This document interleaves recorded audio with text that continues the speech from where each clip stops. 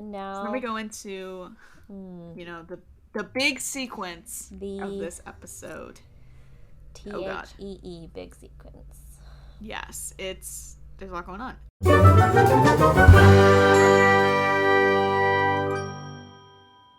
So people are continuing to talk about the drama of the day. Mm-hmm. And there's this interesting little moment here where Farkle, yeah, he's not very involved in this at all. He doesn't really care about Issa. I don't know if has he even been mentioned this episode prior to this? Like, I don't think so. I'm not sure if he's been, mentioned, but he has not had lines. He has not really interacted. He's definitely in the background of this episode. He's first mentioned in The Nicest Kids in Town, and is just mentioned as Corny Collins. This is the first thing he actually does. Yes, and I think it's interesting that it's interesting that it's so interesting he's in the background so much in the early season 1 because, he, as we know, becomes very, very, very central to the show. But here it's, I think his motivations and his perception are quite interesting because he basically, you'd think, based on what we see of him so far, you'd assume he'd be very into this drama and that he'd be ooh, this is gonna take down someone I don't like, ha ha ha, if you think about him in the very diva limited context.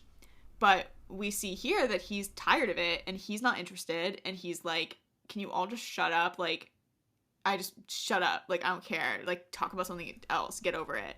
Yeah. And I think that there's layers to that. I think Definitely. Part of it is selfish. I think part of it is this has nothing to do with me and I don't care. Yeah, he's stop talking about this random techie. I don't, who even is that? I was really good. It's did you guys see me perform? Did you see me as Corny Collins? Come on. And yeah, at this point, he really does not like Issa, very much so, because we will see that in episode 7. Yeah. And, so for that front, I think it's, disinterest in that case as well. He's why should I care about this? Yet, at the same time, there is this sort of thing that by him being hey, just knock it off and stop talking about it, he's helping her, too. Because he's I think he kind of similarly to Charlie's motivation of, I don't think he has quite the same empathy of this would be my nightmare and I wouldn't want this to happen to someone else. But I think he understands the idea of bad publicity and not wanting people to harp on something that you don't want them to harp on. And so he can empathize with that piece of it. Yeah, I think because I can't really put it into words, but it makes sense that he's like this. It's almost as well, the fact he says Ms. Moore told us to drop it. He's I respect Angela's advice on this.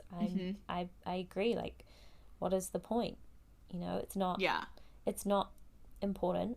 Yeah, and I think it's very telling to Farkle as well. I think that it shows his, because it's we know that he is very dramatic at times, but I think that especially in this earlier phase of his life, but I think it goes to show that intrinsically he's not into drama. He's not into petty. He's not like Maya, where he's Maya's a little bit off at this episode too, but he doesn't care about shit like that. He cares about the art and he'll be dramatic about the art and he'll get on your case if he thinks you're interfering with his art, but he doesn't care for drama for the sake of drama. Yeah, it's very interesting. It's it's strange that he wasn't in this prior, but it also, it makes sense. And it's almost that goes hand in hand with him being a bit selfish of drop it, because it's Farkle has not been much in this episode, so he of course wants us to drop it and move back to focusing on him. Well, he'll have his turn. Not to worry sure about that. He sure will. So then, speaking of people who are just showing up for the first time this episode, Riley is discussing what's going on with Zay and Yendra, who we haven't seen this episode, except in theory during Dirty Little Secret, which was not talked about. So and we assume Nicest Kids in Town, they were probably there. Yes, they were there. Yes, of course. I will say it's very bold, actually, of Charlie to now come sit with them again when he was just extremely weird to Riley. But he's you know what? No, I'm gonna sit there. He's I'm gonna just sit down next to Zay and double not down. talk. We're doubling down here. Yes. He's I need to make sure other people still see me with her, so I guess I'll risk embarrassment to go sit here. He's bold. So, yeah, they're, like, talking about that. Riley's trying to give some intel, but she doesn't really know what's going on. And also, it's like, it's not really her business. So she doesn't want to be airing out more and contributing more to the gossip. As they're talking about it, who should arrive but Lucas and Issa coming into the lunchroom together. And that cues the next sequence and also the song that goes with that sequence, which is Tremble for My Beloved by Collective Soul. Which, for those people who are like, what the hell is this song? Where did you find this? It was on the Twilight soundtrack. So, bops forever. Yeah. I mean, can't go wrong. I just really like the way that it, the reason I chose it is because it is very cinematic, and I like the way that it builds. Like, it has this very slow, eerie rock, like, you know, guitar build, and then it just takes off. And I think that it takes off at the same moment that Lucas is, throwing a punch. So, you know, I think it just works really well for that moment and that build. I love that. That was definitely something, like, I remember listening to this, like, the songs in this episode, and, like, yeah, I feel like I probably was like, okay, like, I finished my, like, Dirty Little Secret, like, quickly go through this, like, first little bit, and then you put on, or I even put it on before I got to the actual song cue if I saw it coming, just because, you know. Yeah, at that point. Yeah. You needed more time, yeah. It's interesting that Maya, just like Farkle, is, like, defending Issa, although it's more like, I feel kind of like with Maya, it's a little bit more, she doesn't think Issa, like, she's almost, like, jealous, and she's like, I don't want to talk about this person who I don't really care about. That's really interesting, that there could be some jealousy there, because we do know that Maya idolizes Valerie De La Cruz.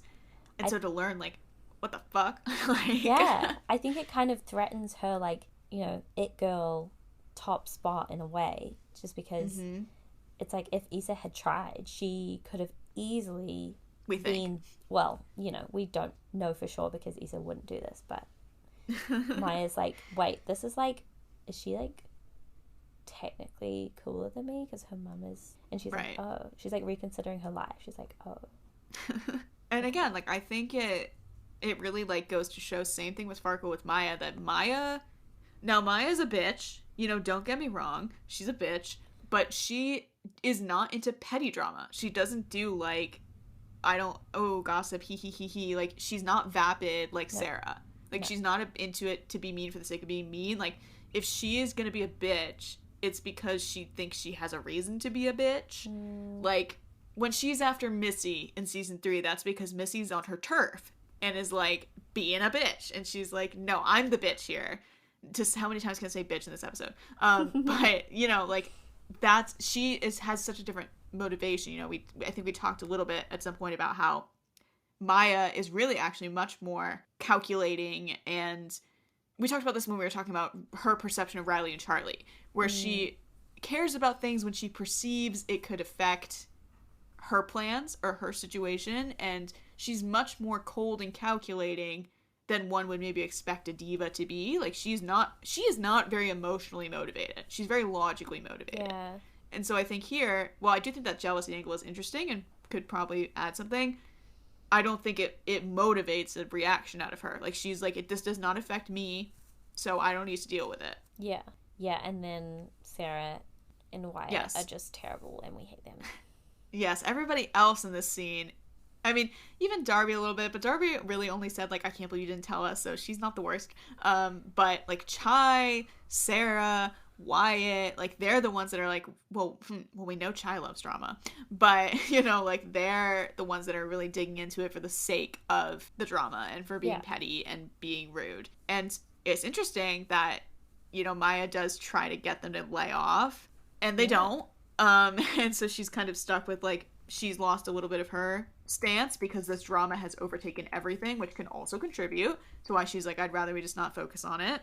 And I will say too, so Wyatt says this awful line that we don't need to repeat.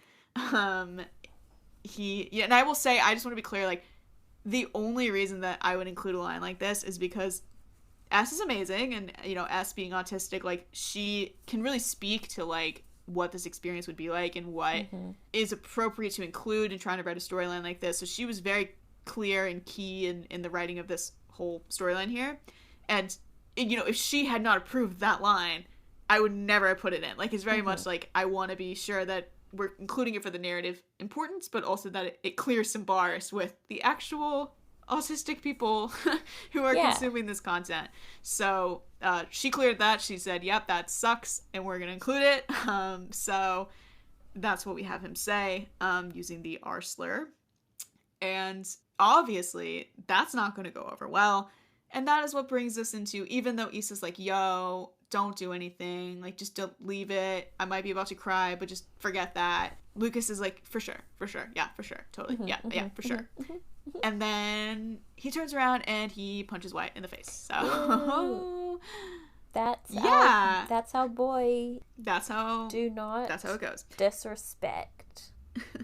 Again, it comes back to that thing of if it's the loved one, you're dead. Like, if you're hurting someone I care about, it's on sight. Like, he is so extreme in his loyalties that kind of puts him in some problematic situations. But yeah, so he does that, fight starts, and now we're in this fight sequence here.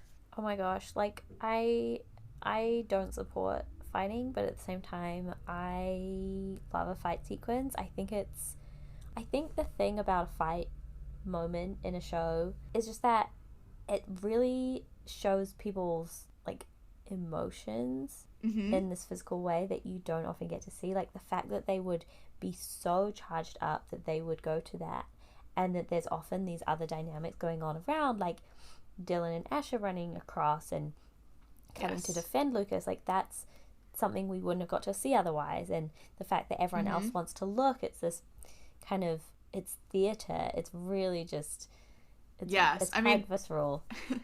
that is one thing about it, is like, having been to a public school for my high school career, you know, when a fight breaks out, it's like, that's the highlight of the day. Like, high school's so bizarre in that way, where like fights are like highlights. Weird. Should not be that way, but it's true. No, and I mean, I had the same thing at my intermediate. Like, we didn't have that at high school, except for, I guess, like, one time. It was all girls, so it was maybe a bit more unlikely, but yeah, I mean, I think you're right. Like, just the way that people react is so telling. And, you know, one of my favorite examples, is, you brought it up, is Dylan and Asher seeing it and immediately rushing into the fray to help Lucas. I think it's that loyal lieutenant thing. It's that they're his right-hand guys. Yeah. And I think especially it's so telling, as we come to learn later, like, I think it's a little telling about their personalities too, because the way I kind of see it in my head, first of all, I wanted to say I would die to see Asher jump on someone's back and like get into this fight. And I think that it's so interesting. Like, the way I kind of see it in my head is like, as we see later, when Asher gets a little feisty, like, Dylan is usually pulling him back or like holding him back.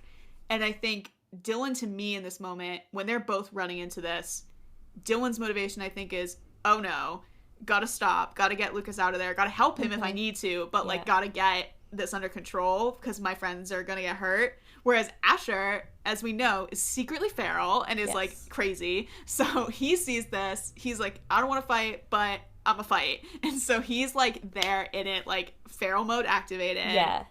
And totally I think, he has that in common with Lucas. It's like, he's like a shut up little box, and then if you like set a spark, like, that's going to explode. And I guess that often comes through with like protecting Dylan, because Dylan is like not often protecting himself. He tries to laugh things off, and I think he probably, in that moment, like, I don't know if they could hear what was going on, but if Asher, I think the way I envisioned it, they were too far. They're like running from across the cafeteria, so like they would not be able to know what happened. They just see Lucas throw a punch.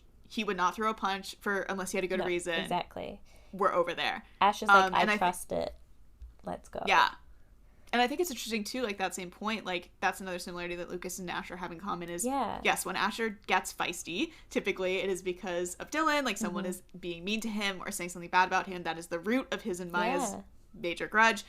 And Lucas is the same way here. Like, the only reason he started this fight is because someone was saying something awful about his best friend. Yeah, and exactly. So it's that thing of, like, they are feisty and they're a little feral, but you have to hit the right button to really set them off. Yeah, because I think, honestly, if Dylan and Asher had been standing right behind them, I think Asher would have full on been going for a punch as well. Like, he would not have... Yeah.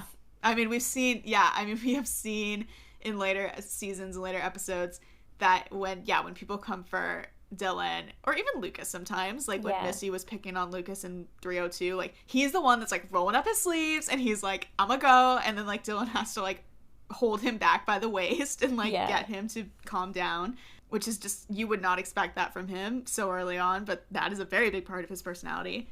But no, it really is exactly that it's like they trust Lucas, so they're gonna run into that moment believing that he would do it for a good reason. Mm-hmm. And then on the flip side of that, people that are not involved in the fight directly, like you have Riley, the whole table of Riley and Zay and Charlie and Yindra, they all kind of jump up and they're like, we have to help. We have to do something. Yeah. All of them have that instinct. I love that. But also think it's insanely funny that like Charlie and Yindra are trying to do crowd control. Like, no, go the other way. Like, don't add to this. But I'm like, who put Charlie on crowd control? Because he's a doormat. Like, everyone's just going to walk right over him. Like, you can't, he should not be in that job. Yeah, he would, I mean, I feel like the only explanation for that is that Yindra is like, we have to stop them. And, like, Charlie's like, oh, okay. And Yindra's like, do this. And he's like, okay, I will. Right. Yeah. It's just like, that is not the job for him, but he's trying his best. Yeah. And also, I think maybe he too, I mean, he does come from, you know, such a sheltered existence that, you know, I don't know what it's like at Catholic middle school, but this could very well be the first fight he has ever seen, like, in person. Maybe. So he might just be a little bit frozen up, where he's like, oh my god, like, I don't know what, oh my god. And then Yindra's like, Charlie, we have to do this. And he's like, okay. Yeah, he's just like, he can't function. He's not processing. He's probably going to go home and have a little cry about it. Maybe a little. He's had a rough day. He has. In his own emotional bubble. So then Farkle too, hilarious. Why did he think that he was going to be able to stop this fight? He walks in, he's like, hey guys, and then immediately gets punched in the face. He's like, over. I am the hero that this school needs. I think in some ways he wishes he was. Yeah. So he's like, this is my moment. Boy. No. And he just gets whacked. Out. He just gets clocked. Which it's very, it says later, I think, that Zay, like, goes to help him and kind of helps him reorient himself. Like, very big of Zay to, like, go help annoying Farkle, but that's kind of true to Zay's nature as well, that he acts very annoyed with people, but he's good, caring of his peers. He's a good guy. Yeah, and that's another reason why fight scenes can be so interesting, is because you do get that kind of thing where people act more on their true nature than these, like, facades. Right. Like Zay helping Farkle. Zay helping Farkle. You have Riley going to get help and getting assistance, which is important. So it's good someone did that. And then you have Maya. She's very interesting too. I mean, this whole chaos is happening, and she zeroes in on the fact that Issa has completely frozen, like, is just kind of out of it, like, in the middle of the fray though. So Maya's like, I think a good thing to do would be to get Issa out of that. So she's not gentle about it, but she, like, takes Issa and she gets them out of there. It's like, it's so good because that is what Issa needed right then, and Maya knows basically nothing about Issa at this point. Mm-hmm. And yet something, I feel like it's very Katie of her. It goes to show that she does have this really good upbringing from Katie. Yes. She does have this, like, very strong moral side, but she just very, very often is all about, the plan, the ambition, and that's just not how it is. But again, in a fight, that can get turned off, and a true nature can appear. Mm-hmm. So then, as the fighting is actually going on, to clarify again, like, this is a fight that has grown, so it's not just Lucas and Wyatt. You know, that we have Dasher, they've jumped in. Wyatt, it says Wyatt has friends that help. I don't know how Wyatt has friends, but apparently he has friends. I don't know. He has no friends. Probably just some other, like, douchey, like, I don't know, like, people that want to fight or something that are there. Like, some people who are like, oh, Wyatt's so cool because he, like, I don't know. They think he's funny because they're also terrible people. Yeah, I mean, they exist. Yeah, for sure. So this is a bigger commotion, but obviously, like, Lucas and Wyatt are the main focus here. And Harley jumps in first. Let's go, Janet Harley, woo! And he tries to get Lucas off Wyatt, but Lucas is like feral, and that's not going to work. You're going to need more help than that, which is why Sean comes in, and the two of them together are able to get him out of there. And he's very angry. He's saying, like, I'm going to kill him. And here's why I wanted to pause. And I wanted to talk about two angles to this. Okay. I wanted to talk about both Lucas in this situation, and I wanted to dig more into that. But before that, I wanted to discuss the thing of the great debate about how bad is this reaction, you know? Mm-hmm. Like, we know that Lucas, in a sense, gets away with it because there's obviously this bigotry angle to it, and there's clear motivation, and Jack has the whole thing of, I can't expel him because then he's gonna go home and get beat up. So, you know, it's like there's a lot of angles to this. Yeah. But I wanted to say, you know, like, as much as I love Lucas, as much as TV, you know, allows for these certain kinds of things, as much as there is a kind of nice, fun thing of, like, yeah, get the bigot, you know, in truth and actuality, like, Lucas is fucked up for this. Like, he should not have done this. He should not have reacted the way he did. Yeah. It's to a degree understandable, but I think it is entirely understandable and right that Jack suspends him for 10 days. Definitely. I do think something to think about, like, that makes it understandable that he does react like this is, like, obviously his home life. But I think also he's probably, and now this is me reading into it very psychologically, but I think ever since that morning when he helped Issa, he's probably been having a lot of PTSD to, like, some really bad times in his life because of the panic attack, like, because of all the heightened emotion, and I think that probably made him, like, literally just snap. And it's not even about, like, it's in the moment, the first punch is about what Wyatt said. But I think the following punches are more about Valerie abandoning Issa and feeling abandoned by his own father and, like, this, like, loneliness, constant stress that he's under. And it's almost like once he's in a trance, like, he's almost, it's probably almost like he's imagining in some ways, like, he's taking out his anger on these other people onto Wyatt. Yeah, you're kind of jumping right into some of the stuff I wanted to talk about, which is coming back to that thing of, you know, let's talk about Lucas and his anger, because I think that we see in this episode so much as well that he really does try a lot in this episode to keep it chill and to keep it on simmer and to not let it get in the way. And I think that you're right that there's just a trigger point there. I love what you brought up about PTSD. I think that that's so intuitive. Like, this, you know, it is so much harder to be in control of your emotions and to handle things the right way when you are dealing with that. Obviously, it's not an excuse, but it is. And I mean, we see this in different ways. We see this in season 3 with the Missy situation. Like, the way that Lucas treats Riley in that situation, it's not Riley's fault, and it's not that he wants to, but PTSD, it's psychological. Like, it's, you literally can't, especially if you're not coping with it, which we know Lucas is not going to therapy and is not getting help. Like, he doesn't have those methods to be able to deal with it. And I think there's just something so interesting here with him and his anger.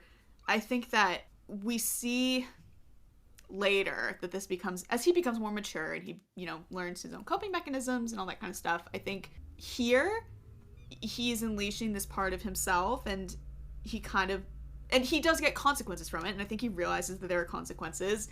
Yeah, but it's good. I think that there's this huge, I don't even know how to, like, really get into it, but there's this huge piece of Lucas's character and this huge arc for him that I will say is, like, not nowhere near close to being done, to be clear. Like, it is even in season 3 going into season 4, major piece of his arc and his story is this huge encompassing fear of being his father or becoming his father. And I think that in some ways, having lost it like this, because I think you're right, like, I think that his moment, maybe the first punch there was like, shut the fuck up, and just being like, I'm over it.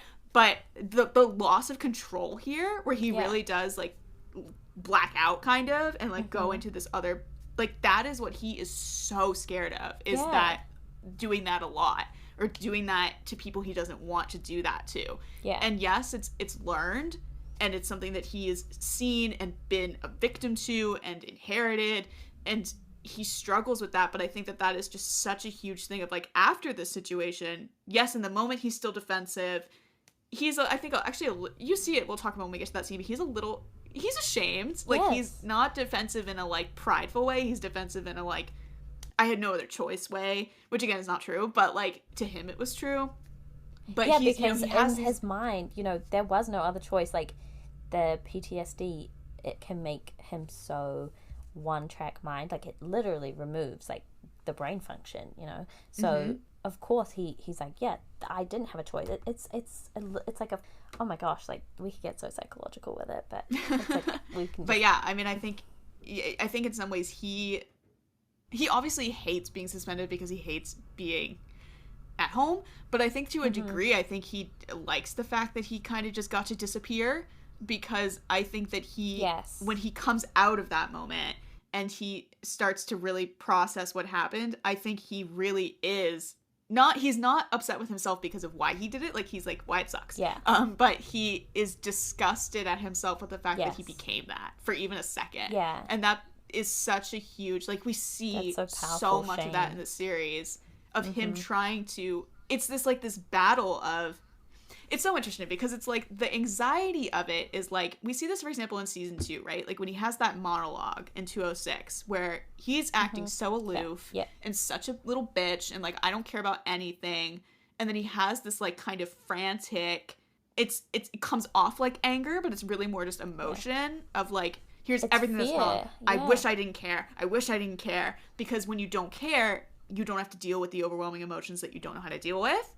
And exactly, he, like, it's imaginary. Like, he packs so much of that into his little feral body and, like, does not let himself feel those things.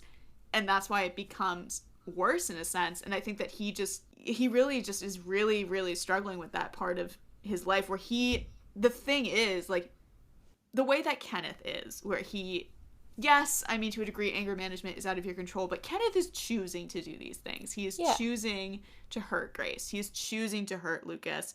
He is choosing to perceive himself as the one who's being maligned or has to deal with them, etc. Yeah. And I think that Lucas is so scared of this idea that it's not a choice and it's intrinsic and you can't help it, and at some point he's just gonna become that and he's not gonna be able to control it anymore. And so to him, any anger is that, and he has to be, whereas, like, anger is a human emotion, like, it is a whole acceptable reaction to things, but to him it's just like any little drop of it is like, this is the gateway and I'm gonna become this thing that I'm so scared of. And so I think that is just getting a little choked up. Like, I'm just like, my boy. I mean, definitely, it's so emotional to think of, like, how over the next 10 days when he's suspended, he is probably in so much pain. Like, he's probably having such a bad episode of PTSD. Like, the fear of thinking on what he just did and how it, like, correlates to all these awful moments of abuse in his life. Like, oh my gosh, I feel for him. Like, actually, if we saw him in those suspended days, like, oh my gosh, we would all cry. I'm sure he would. Yeah, I mean, it's very similar to, when we talk about Cruel Summer. We'll talk about this a little bit too, but his chapter in Cruel Summer, where it's just like, he's feeling so much, but he cannot process it, and so it's almost worse because he's doing. Again, it's like, this is a reckless decision, right? To punch someone and then get into a fight. Yeah. It's like, reckless decisions are what come out of your inability to psychologically deal with what you're going through. And so it's the same. It's interesting because it's like a redirection of the energy, because in this episode it's outward lashing out. Yes. And then from season 2 onward, even to now, like, when he gets into situations, like, he really lashes inward. He does things that hurt himself. He climbs buildings in the rain and then falls and, breaks his wrist. He sabotages his own relationships. He explodes inward. And I think that A, I mean, that's very different from Kenneth, but B, it's just like, yeah, I mean, it's that is really, truly, he's got a lot of struggles, but that's like truly, I think, his biggest, truest character struggle is trying to overcome this reality of what it's really like, where yes, you might have anger, you might have to struggle with it, but you're your own person, you make your own choices, you are not your father, and being able to really understand that versus, I mean, you know, we're both gals with anxiety. You know that if an intrusive thought, if an anxiety thought gets strong enough, you almost can't believe an alternative. It becomes so consuming.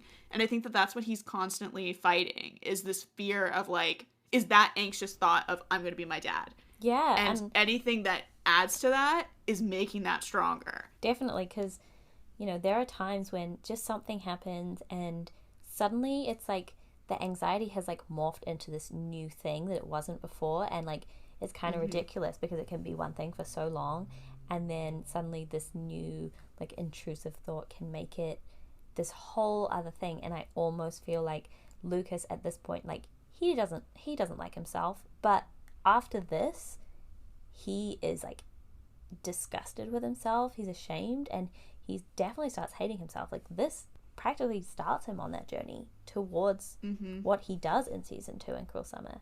Yeah. Whoa. Insane. My child, my boy. He needs a hug. He needs a let me blanket. just say, we started talking about it here. I assure you, I promise, we will continue to talk about this. It will not go away. Oh, you know it. Even as we go into season 4 and season 5, I promise, it will not go away. It will continue to fester.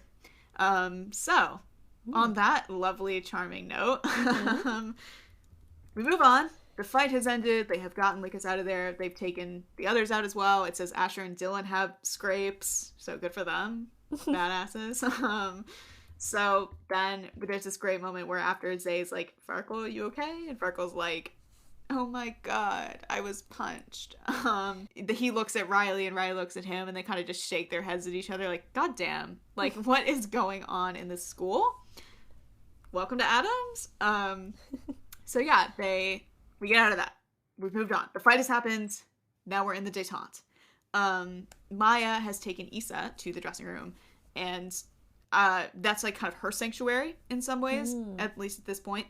And again, I like this scene because we see more of Maya's humanity. Yes. And you said it exactly right earlier, where it says that maybe she's got a little bit more of her mother, Katie's nurturing spirit, than she thinks she does, or than we think she does. Because in moments where it counts, Maya can show up for people. And we see this in other scenes as well in the future. Like, the one that comes to mind is, you know, she's very one-track minded, she's very diva, even with people she cares about, but in episode 7 of season 3, when Farkle reveals, spoiler, that he has bipolar disorder and he's been diagnosed and he's really struggling to accept that, Maya was kind of picking on him 2 seconds earlier, and the moment he comes out with that, she completely changes her demeanor and is like, what? Like, oh my god, like, well, and he's like, I don't know what to do about it, and she's like, no, I'm gonna take care of it. I'll take care of it. I'm gonna take care of it. And I think that that's her form of nurturing, is if one of her peers that she at least deems enough to be like, I guess I'll help you here, like in this situation, but also like her very treasured loved ones, like she immediately jumps into like, I'm gonna fix it for you. I will take care of it. And I think that that's very much her brand of humanity. Yeah. So sweet. This is why we love Maya. A queen. So then it's kind of funny to me that in this scene where Riley and Zay and Charlie are helping Janitor Harley with like, okay, we gotta clean up in the aftermath of this fight now. I think it's a little funny that Riley and Charlie are cleaning up other people's messes. I think that is symbolic. That they are the ones left to clean up after everybody else makes a mess. Yeah. I'll just say that. That is very foreshadowy. Like, it's insane. It's like you planned that. Well, did I? Ooh. I wonder. But so yeah, they are having a conversation about what happened. Zay, being the emotional thinker, firebrand that he is like, no, Wyatt deserved it. He's a bigot. Yeah. Good. I'm glad this happened. I don't like Lucas, but good for him. Yeah, because we know, like, we hate Wyatt, and Zay probably has suffered multiple times. Oh, I don't even want to think about the things that Wyatt might have said to Zay. Oh my god. Yeah, we hate Wyatt. So, you know, you gotta stand with Zay a little bit there. You're like, okay. True bestie. Yep. And Charlie's like, yeah, okay, I understand, I agree. But Charlie also argues, you know, Lucas went way too far. There's no way that he can get away with this. Well, in theory, that should be true, but but he says, you know, like, this was one bridge too far. And I think that, like we talked about, you know, in terms of the grand scheme of things, I think Charlie's right. I think that actually, in actuality, this should be something that in a normal situation would get Lucas into even bigger trouble. Like, it was not acceptable. And so he's right for that. But I think that this is a great example of Zay's kind of a very emotional mind, is like that's how his reaction is, like, yeah, it was shitty, but like, Wyatt sucks and he's a terrible person, so he deserved it. You know, very different from some other people's perspectives. Yeah, so they kind of had that conversation. Riley's like, what do you mean he's gonna get axed? Like, what? That's not acceptable. And so she storms out, and Zay and Charlie are like, well, okay then. And it's just the two of them. As they're cleaning up. Zay takes that opportunity to be like, hey, so you seem like really calm about all the stuff that's happening to you. You were not really like that a couple weeks ago. Like, are you okay? And Charlie's like, yeah, I'm fine. Like, what do you mean? I'm fine. And he's like, well, it doesn't really feel very human for you to be not caring about anything. I'm just a little confused.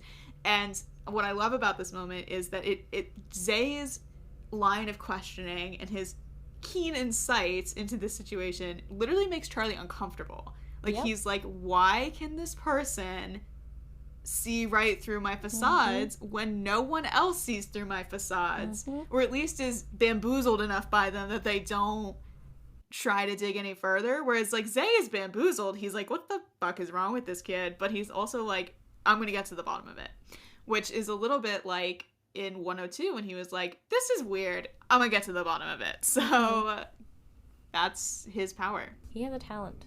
He's a more than triple threat, because he has a talent for seeing things that other people aren't seeing. He has a talent that Maya and Farkle don't, which is personability. Yes. And, like, really understanding people. And I think that that's at play here as well, is that he's like, I know something's up because there's just no believable realm where you don't care about this. Yeah. It doesn't make sense. And so Charlie's like, we'll stop thinking about it. It's fine. Think it through as deeply as I do, which is that I don't think it through that deeply. I make decisions and then realize that I sent a post that my friend sent me, so she's gonna know I sent it. So yeah, Angela and Sean have a scene. It's nice, whatever. Then they sing a song. Angela's falling back in love with him. Yeah. Oh god. Oh dear. It's a nice song. It's like, okay, great. It's like, nice. Angela and Sean were just, like, I really liked them in season 1. Like, we know this. But yeah, you read it back and you're like, they really were just there. Like, they were set pieces of season 1, and they were just kind of the through C plot in a way. Like, yes. And that's especially fine. Because, I mean, they were kind of the romance that we were given, because all of our other romances were much slower burn. Yes. In season 1. True. So it's like, here's your romance to get you through this, and then we'll really dig into these other ones. So, you know, Issa is very fortunate to have Eric at school, at Adams. Yeah. I mean, yeah, so many people can go through their school life and not have, like, a good relationship with a teacher. So I'm very pleased. I mean, obviously. Like, and that's something else that we explore quite a bit in Ambition, I think, in the first 3 seasons, is these different dynamics that you have with mentors. Because they're, for example, like, Farkle has a very good relationship with Angela and really feels supported by Angela. And that's great. That's amazing. But at the same time, there's duality where Zay feels completely unsupported by Angela and feels like she's a terrible teacher. And so you can have this kind of duality where a teacher can be so impactful on one person and do nothing for another. And I think that we get to kind of see some interesting combinations of that. Yeah. Speaking of administrators and teachers that have important relationships with students, we have this scene now, kind of one of the bigger scenes of the episode, I think, in the end here, between Jack and Lucas. right after the fight, it seems that Lucas has been dragged to Jack's office, did not even go to the nurse. And I would love to know if that was a decision where administrators were like, no, send him to Jack, get him out of here. Or if it was Lucas being like, I don't need to go to the nurse. You know, it's like, I feel like it could be either way. I think, here's what happened. So, obviously there's only one nurse's office. You don't want to have Lucas and Wyatt and, like, Dylan and Asher and whoever else, you know, Michael got punched in the face. Right. You don't want to have all of them in there. First of all, they're not going to fit. And you don't want them waiting outside. Yeah. So I think, in theory, it's like we separate them. They can get medical care later or in these separate locations. And Lucas was, like, he wouldn't want to go to the nurse's office anyway. So he was like... It's so interesting, like, you say that. It brings up something interesting, which is that I think I could see in that situation, if Lucas kind of defensively is like, well, you're gonna send me to Jack's office anyway, so just go ahead and send me there. Like, let's just get it over with. If that's his response, the thing is, I think Lucas maybe would say that it comes off defensive, but I think he has this very interesting thing with Jack in the first couple seasons where I think he really does find comfort in Jack's office because he is sent there so often. And I've talked about this a little bit, I don't think in a grander scheme, but with some people in the group chat, where the Jack and Lucas thing is interesting because I think clearly it's a bit antagonistic at this point because Lucas is annoying and is like doing shit and being a problem. Yeah. And I think Jack is very irritated by that. But the difference here is that Lucas in, freshman year, he is so used to, because of his dad, he's so used to, if I fuck up, I'm in trouble. Like, I'm gonna get hurt, I'm gonna feel the reprimanding, and it's gonna suck. But I'm still gonna lash out anyway because I need attention. Yes. Which is a whole angle on that as well. But what he realizes very quickly, at Adams with Jack, is that Jack will reprimand him, but he'll reprimand him in the administrator acceptable way of like, you can't do this. Here's your detention. Like, so Lucas quickly gets into this pattern where he's like, wow, so I can fuck up and do annoying shit. And I have to go sit in front of Jack and have him lecture me for 30 minutes, but he's paying attention to me while he's lecturing me for those 30 minutes, but I'm not in pain. Yeah. And so it becomes this thing of like, I really do think that part of the reason Lucas has such a track record of being a troublemaker is because he causes trouble specifically to be sent to Jack's office and hang out in there. Definitely. Especially if it, gets him out of class as well. Like, he doesn't have to sit there with everyone else and he just gets to be there in the peaceful, safe space of Jack's office. I mean, it makes complete sense. Yes, and so I think that we're seeing a little bit of that here where he has already internalized that he is all subconscious. He does not realize that he sees it that way. But to him, it's like, this really awful thing just happened. Where do I want to go? Send me to Jack's office. Like, okay, fine, just send me there. But that's where he wants to be. Yeah. Actually. Yeah, he's like, he's not consciously thinking like, I want to be in Jack's office, but he wants to be there. Right. And we really see that in season 2. Like, I think season 2 is really where it becomes established that he spends a lot of time in there. And at that point, it's not just that he's being reprimanded and he's there. There's a lot of times in season 3 where, like, it seems like Lucas just went to his office and was like, I need to talk to you. And Jack was like, okay, sure, sit down in your chair. What do you want to talk to me about? I love it. So I think that this is an early on example of that, where we're starting to build that bone mass of like the structure of their dynamic, and it's gonna really solidify. But in this situation, this is a moment where he is actually being reprimanded, and it is not a nice, gentle reprimanding of like, you're being annoying. This is an actual problem, and Jack is actually upset. So, and I love their exchange here. The dialogue is just so crisp and sharp. But he has this line, Lucas has this kind of hilarious but also true line where, Jack says, will you tell me what the hell you think I'm supposed to do? What am I supposed to say when a student is carted out of the cafeteria shouting, I'm going to kill him, I'm going to kill him? And Lucas goes, sounds like hearsay. Kind of a big problem at this school. Like, the fact that, like, that's a little bit what I mean of, like, him kind of being a little sheepish. Like, I imagine him kind of, like, mumbling that. And it's very similar to the way when he, for a very different reason, in season 3, when he and Riley get called into Jack's office in episode 6, and Jack's like, you can't kiss on school property. And then Lucas goes, but when it's the costume loft, it's fine. It's that exact same kind of, like, deflective snark. He's like, I know the problems of the school, Mr. Jack, and trust me, this is one of them. And he's right. I mean, hearsay is kind of the plot of season 1. Exactly. So yeah. He's not wrong. He's not wrong. Hearsay.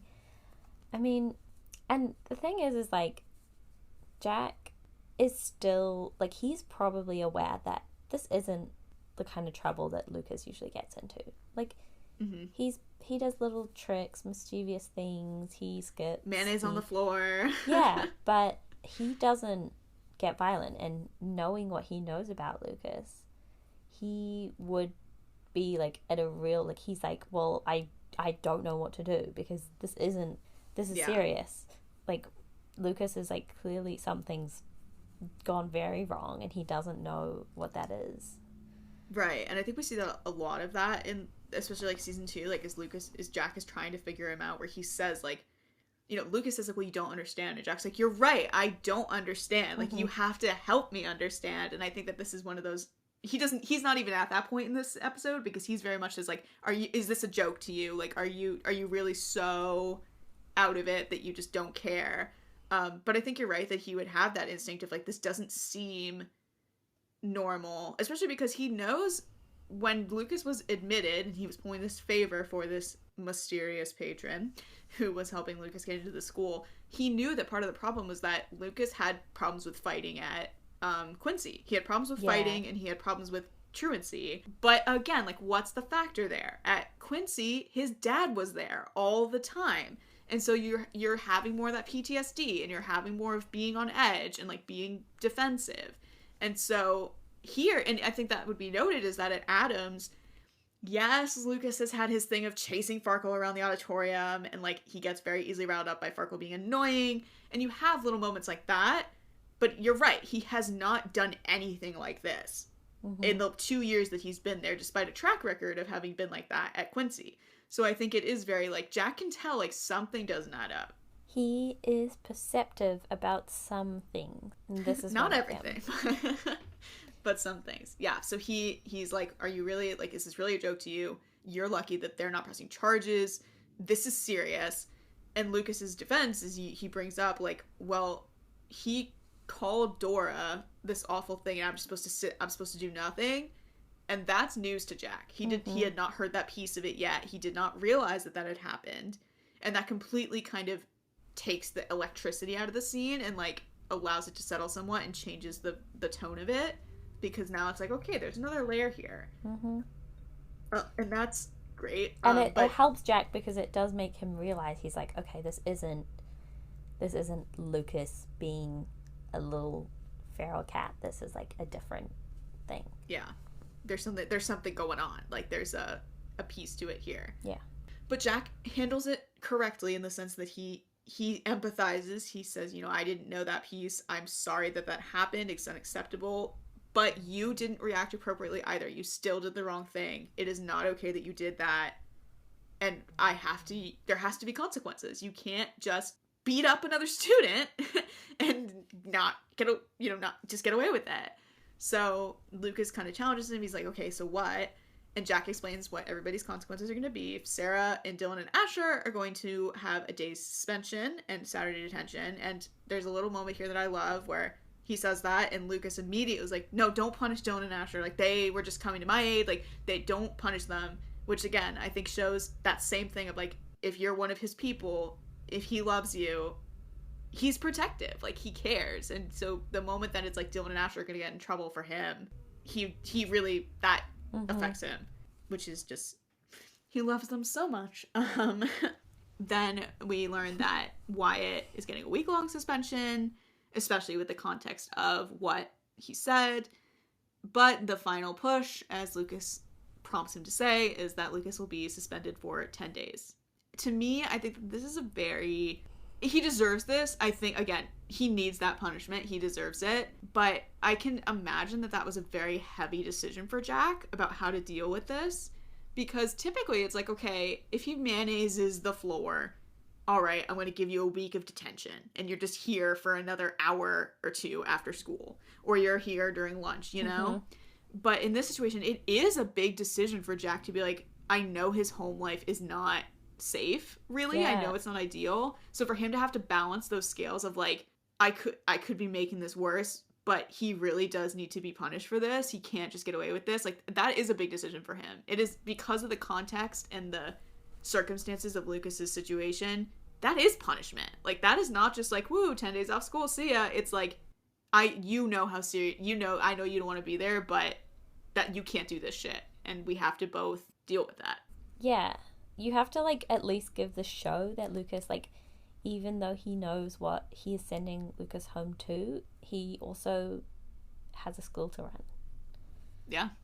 And it's tough. And I think we're early on enough that I could see why it's easier for him to make that decision. To be honest, if this had happened in season 2, would he have made that same decision? Because he really does genuinely start to develop a bias, you know? I don't know that he would have handled it the same way. I mean, we see him with the vandalism. What does he do? He tells no one. And he just lets it go. And that's very different than this situation. Yeah, he definitely starts to get a little bit more easy on Lucas, which, you know what? It's only fair. Lucas just maybe not fair. It's understandable. Yeah, it's fair. Because it's fair. I'm going with fair. It's love. Beautiful. So yeah, so then what I really love about this moment is after he says it's effective, get your things, you're out, we see Lucas completely shift again. He becomes very kind of soft, and like we see him plead to be like, can I please see Issa before I go, please?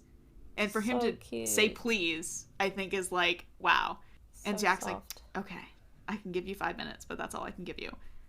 So then, at the same time, Riley's going to Eric, and she's like, Rar, you can't kick Lucas out. You can't. He had a good reason. Well, maybe not a good reason, but he had a reason for what he did. And I know that he's just upset because of Issa, and it's not okay. And Eric interrupts her and is like, he's not going to get expelled.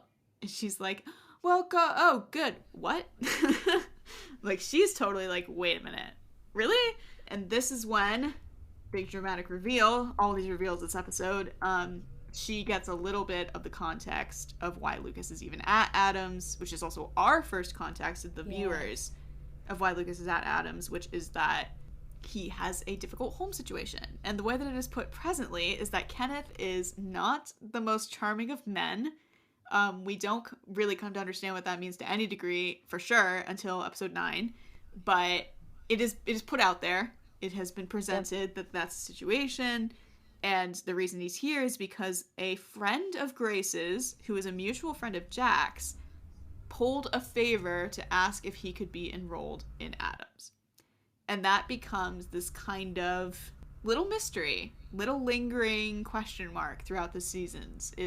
It comes up now and then. It's not a huge focus of the plot, but who was this person that is a mutual friend of Jack and Grace and put Lucas in this school? Ooh, yeah. I mean, it's interesting that Eric tells Riley, because it doesn't exactly feel like it's necessarily her business, but I think Eric probably knows that Riley, you know, he knows Riley's personality, and he knows Riley will not stop being annoying unless she gets an answer. So he's like, I can trust her with this, especially because she clearly cares about Lucas, even though Eric is probably like, okay, what did I tell you about staying away from Lucas? And now you come in here being like, you can't expel him. And he's like, he's like, great. Okay, cool. Great. Corey's gonna kill me. He's like, well, I tried. No, yeah, literally. But yeah, I mean, I think you're right. It is like probably definitely actually against code for like Eric to share student information with Riley. I don't think he's allowed to do that, but he can break a rule now and then. As a treat, he can tell Riley about Lucas. As a treat. Especially because like, he loves to gossip. We know this. That's true too. But also I think, you know, just in this situation, like, he knows it's, and to many people, as we see in season 2, like, it doesn't make sense if you don't have the context. And so I think he knows, you're right. Like, Riley's meddling. She's nosy. Like, she would have dug herself if he didn't just tell her, like, well, listen, there's some unique circumstances here. Yeah. Then she's like, everybody's depressed here, huh? And he's like, well, we try, but yeah. And that brings us into the second to last performance of the episode, which is Fake Happy by Paramore. Very simplistic, and this is one where I'm like, it's fine that it's simplistic, because it is a kind of simplistic performance. It's just Riley kind of front leading this mass depression anthem, which like bombs. Love Paramore. So it says it's been a crazy day, and it sure has been a crazy day. Then we have the faculty. They've come together, and I think this is a very interesting, it's a very quick scene, but I think it's very important that they basically all come together and they're like, this Instagram, something's not right about it. We need to figure this out. We need to start digging deeper on this. And that's kind of, in a way, this instigating of this plot line that's then going to be for the rest of the season. So the teachers are on it. Not very competently, but they're on it. Yeah, I mean, I wouldn't trust them to be on it, but, you know, I'm glad they're thinking. I'm glad they're trying to use their brains. I'm glad they're thinking. But I wanted to say, it's so funny to me that it says that Jack, like, when he's talking about it, he says, like, I've reported it, but it's still out there and we need to do something. I'm like, did Jack make an Insta specifically just to go report this page? Like, there's just this, like, Jack Hunter 01247 account that, like, he literally just made to report this Instagram account. I hope so. Like, that he's like, this is the way to fix it, because he's an old man who doesn't understand Instagram. Hilarious. I think that's generally one of the funniest things about this storyline to me, is it's literally just like, it's not their generation. Like, they don't get it. So they're like, they really struggle to deal with it, because they're like, what is an Instagram? Like, I don't understand. Yeah. It's relatable. If I was a principal and some shit was going on TikTok, I'd be like, I can't help. Like, I don't know how to deal with this. So I understand. Yeah, I mean, it's bad enough when we're like, how do we not have this thing that we don't like on an app that we know how to use? Yeah, literally. So then we have this kind of closing scene with Issa and Lucas, where Lucas does go visit Issa in the teacher's lounge before he leaves, and she's improving a little bit. She's getting back to herself, but they have a moment there of like, she's like, it is, you know, great that you did that for me, but like, it's so not okay that you did that for me. Like, you cannot put yourself at risk to protect me, especially because she says, you know, like, if you're not going to be here, if you're not here, that makes it harder for me. Like, that's not helping anybody. Which I think is a little bit of foreshadowing of what's going to happen in season 2. And also, it's like, how sweet, but also like, y'all are so codependent. Like, you need to chill. I think it's a very interesting telling thing there of like, well, they rely too much on each other and they really need to fix that. So it's interesting. Then we have this last little scene here before the last performance, which is just Markle. Maya goes into the boys' dressing room to find him, and Yogi's like, you can't be in here. And she's like, unclench yogles and scram. It's funny to me because before this, like, when it's the people in the room are Yogi, Charlie, and Nigel, and Farkle. And Farkle's like trying to put on stage makeup to cover his little bruise, and he's like dramatic monologuing about like, my career's over, like, I've been so bludgeoned by this experience. And it says that like Yogi and Nigel like exchange a look, and Nigel rolls his eyes. So I'm like, again, Nigel very sassy this episode, really just not about it. And but again, I think it's funny that like Charlie is in this scene, but he's like not doing anything, and I'm like, honestly, homeboy is probably just dissociating. Like, he's like, Zay saw through me at lunch, and now I have more shit to deal with, and I'm just gonna pretend I don't exist. So he's like in the room, but he's like mentally not in the room. Yeah. He's just like, but he's like not paying attention. He's gone. I mean, we know that Charlie has like a little bit of an issue with like maladaptive daydreaming and like dissociating, so he honestly legitimately is probably dissociating. Poor Charlie.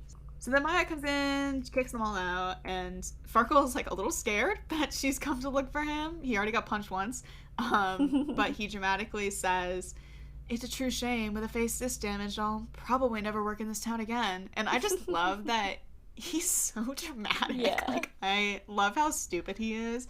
But then Maya is like, all right, like, shut up, loser, like, let me help you. And she kind of helps him with his makeup to fix his little bruise. And they have this moment of like, why are you helping me? Like, we're not friends. But Maya's like, well, you know, you actually showed some humanity today by trying to stop the fight. It was pathetic, but you tried. And, you know, maybe you're not the person that I thought you were. And I think that that's kind of interesting, that it's very much a small plot in this episode, but we've been talking about how Maya and Farkle both demonstrated a different expectation than what one would expect from them in their reaction to this, and I think they saw that in each other as well. That they did not handle that the way they expected the other person would. So that they're seeing through each other's facades a little bit. It's a good step forward for everyone, and it's like, you know, it was a bad situation, but hey, no, that's a not bad result. Right. Not that it's all smooth from here, but you know. Well, yeah, definitely not. But we have this invoking of the classic theater show must go on sentiment, which I think is very true for a lot of what happens in Ambition. The show must go on. And that brings us into our last performance, which, interestingly enough, this is something that changed. So originally, back in the day, many moons ago, this was Titanium by David Guetta and Sia. And now it is Carry On by Fun. First of all, great song, so fine to change it, you know, a bop, a classic bop. But the reason that it was changed is because, Miss Sia, so she is a little problematic, and she kind of has some questionable interactions with the autistic community, and like is very defensive about like, well, I can help portray autistic people but not listen to autistic people. Like, it's not like the most awful offense someone can commit, but she could afford to change her tune a little bit. And in this situation, it's like, you know, S and I talked about this, and generally there are a couple other Sia songs in the show. Like, there's one in 303, there's one in 112, and it's like, we weren't like, okay, we need to scrub her completely from our catalog, you know? But in this specific instance, because of this episode having such a big theme about the way autistic students are treated, you know, we were like, you know, we can afford to change it. So we did. And we changed another one as well, because originally Issa sang a Sia song in, I think, 108, and so we were like, Issa singing a Sia song? No. So we changed that too as well, but yeah, so that's one of two that actually has changed retroactively in time. But Carry On is a bop, so we love it. So then we get to the end, and Issa sends a post that's like, fuck off, leave me alone, and good for her. Yeah. And that's it. That's running the race. There we go. How do we feel about this episode, Maddie? How do you receive it? Honestly, it's not like a fun time, you know? It's not fun at all, really.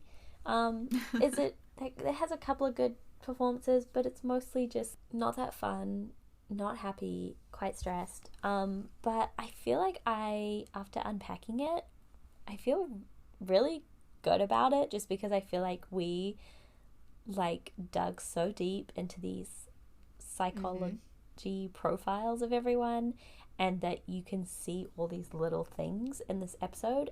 I mean, I love that. So yeah, I appreciate it for that. Yes, I agree. I think it's kind of the same. I think I talked about at the beginning, you know, like the plot really moves forward with some of the stuff that happens in here. We get a little bit of insight into some characters in an important way. And for that, it's really good. I mean, I think it is not the strongest written episode of the first season, but it has its merits. It is unlike 102 that I feel has very little merits. So,